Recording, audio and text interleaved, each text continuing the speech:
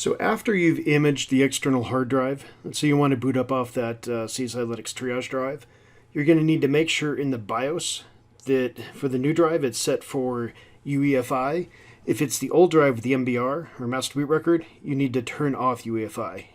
Both systems need to also turn off secure boot.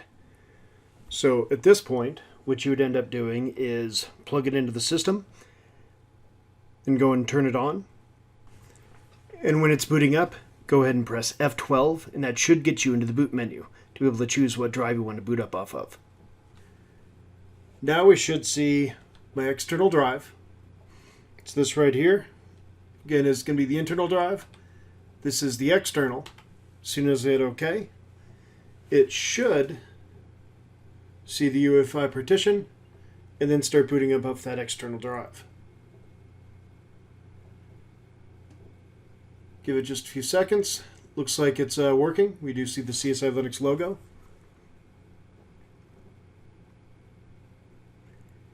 And as soon as we see the login screen, go and log in just to verify.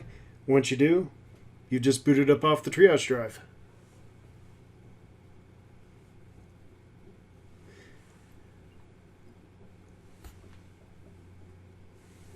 Okay, it's going to log in. Hit enter.